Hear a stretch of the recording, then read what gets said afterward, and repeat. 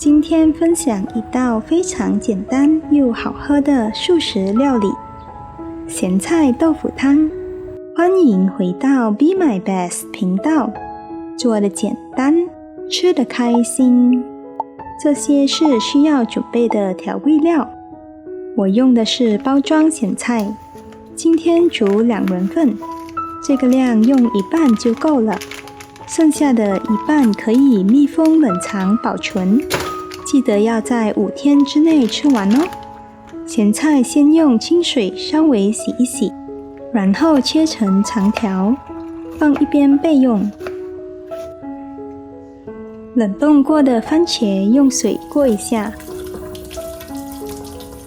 玉子豆腐也用清水冲一下，横着放在砧板上，第一刀从中间切开，把豆腐轻轻推出来，再切成小段，这样切出来的豆腐不容易碎。金针菇的底部切掉，直接往袋子里倒一点水，轻轻摇一摇，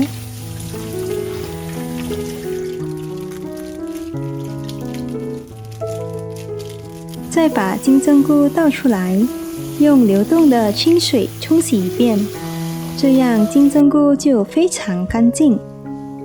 番茄稍微解冻后，切成4片，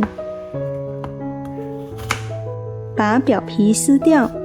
如果家里有新鲜番茄也可以，不过冷冻番茄一般可以保存更久，营养流失也更少。最后把番茄切成自己喜欢的大小，锅里先加一点油，用中火加热，油热之后加入几片生姜，如果喜欢吃辣，也可以放一点辣椒一起炒，味道会更香。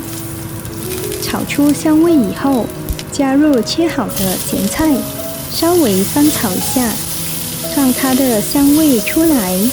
接着加入番茄，一起炒1分钟左右，让番茄的汁水融进咸菜里，然后加入大约500毫升的热水，煮开。这个时候加入1小勺盐，半小勺蘑菇粉提鲜，还有1粒咸水梅。咸水梅是这道汤的小秘密，它的果香会让汤底的酸味更柔和，更好喝。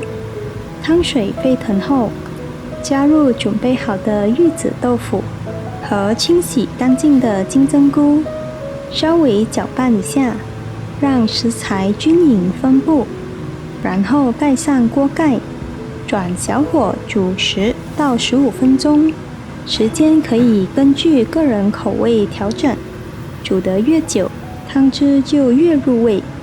这时候的厨房已经能闻到酸酸香香的味道，特别开胃。一锅简单又营养的素食咸菜豆腐汤就完成啦！看看这锅汤，颜色金黄透亮，吃不了太辣的朋友可以把辣椒挑出来，喝一口，酸中带鲜，淡淡的豆香和番茄的甜味在嘴里融合，非常美味。这道汤虽然没有放任何肉类，但味道一点都不输给荤汤。喜欢清淡饮食的朋友一定要试试。做法简单，食材也容易准备。喜欢简单料理的朋友们，欢迎点赞、留言、订阅我的频道。